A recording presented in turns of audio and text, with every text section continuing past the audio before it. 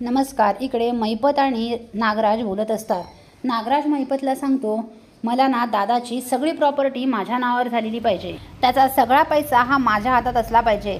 काही करून मी मोठा झालो पाहिजे आणि दादाने असे माझ्याकडे पैसे मागितले पाहिजे. दादाने माझ्याकडे भीक मागितली पाहिजे. त्यासाठी ही प्रियाला त्याची मुलगी बनवलं तरी काही उपयोग झाला नाही. मला दादाकडे लाचारीगिरी करावी लागते, पैसे मागावे लागतात. तेव्हा महिपत म्हणतो, एक काम कर, तुझ्या दादावर ना आपण जरा गुंड पाठवूया, थोडीशी त्याला मारहाण करायला सांगूया, जीव नाही घ्यायचा त्याचा, म्हणजे त्याचा जो माज आहे ना तो उतरेल. तेव्हा नागराज दारूच्या नशेत असतो आणि तो म्हणतो, हो चालेल चालेल, आपण असंच करूया. महिपत आणि नागराज दोघंही खूप दारू प्यायलेले असतात आणि दारूच्या नशेत रविराजवर गुंड पाठवण्याचा प्लॅन करतात.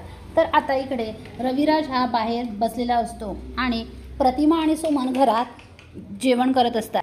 अचानक दोन माणसं तोंडाला मास्क वगैरे बांधून घरात शिरतात आणि रविराजवर हल्ला करतात. त्याला रक्तबंबाळ करतात आणि निघून जातात. रविराज जोरात ओरडतो. प्रतिमा येऊन बघते तर काय, रविराज रक्तबंबाळ होऊन पडलेले आहेत. आता प्रतिमा जोरात ओरडते. आता प्रतिमाचा एक आवाज ऐकून सुमनसुद्धा येते. दोघीही खूप घाबरतात. प्रतिमा रडायलाच लागते. सुमन तिला धीर देत असते. सुमन लगेच नागराजला फोन करते. नागराज हा इकडे दारू पिऊन तट्टू झालेला असतो. तेव्हा तो काही येत नाही. मग सुमन आणि प्रतिमा दोघीही रविराजला गाडीत घेतात आणि हॉस्पिटलमध्ये घेऊन येतात. हॉस्पिटलमध्ये आल्यावर प्रतिमा परत रडत असते. तेव्हा सुमन ही सायलीला फोन करते. सायलीना मोठा ऐकून धक्काच बसतो. सायली म्हणते, तुम्ही रडू नका, आम्ही येतोच आहोत. आणि सायली आणि अर्जुन लगेच हॉस्पिटलला येतात. आता हे प्रियाला पण कळतं. प्रियाला समजत नाही नक्की रविराजवर हल्ला कोणी केला, काय झालं असेल. आता कल्पना, प्रताप सर्वजण हॉस्पिटलला येतात. पूर्ण आजींनासुद्धा तिकडे टेन्शन आलेलं असतं की रविराजची अवस्था कशी असेल. त्यानंतर कल्पना, प्रताप सर्वजण येतात आणि प्रतिमाला विचारतात, कसं झालं हे, काय झालं अचानक. तेव्हा अर्जुन विचारतो, आत्या बोल ना, काय झालं. तेव्हा प्रतिमा म्हणते, मी आणि सुमन किचनमध्ये होतो, हे बाहेर बसले होते, अचानक दोन माणसं आली आणि यांच्यावर हल्ला केला. तेव्हा लगेच सायली म्हणते, कोण होती ती दोन माणसं, तू बघितलीस का.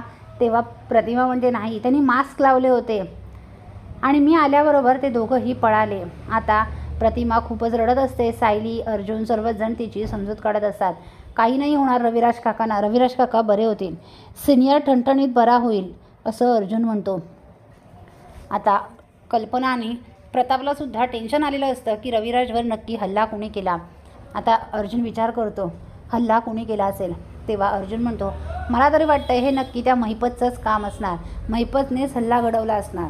तेव्हा प्रतिमा म्हणते, हे जर असं असेल ना तर सोडायचं नाही त्या महिपतला. तेव्हा अर्जुन म्हणतो, महिपतला तर मी सोडणारच नाही. आता माझ्या भावाचा ॲक्सिडेंट करण्याचा प्रयत्न केला, आता सिनियरवर हल्ला केला, याला ना मी सोडणारच नाही. आता पुढील अपडेट पाहण्यासाठी व्हिडिओला लाईक आणि चॅनलला सबस्क्राईब करायला विसरू नका. थँक्यू.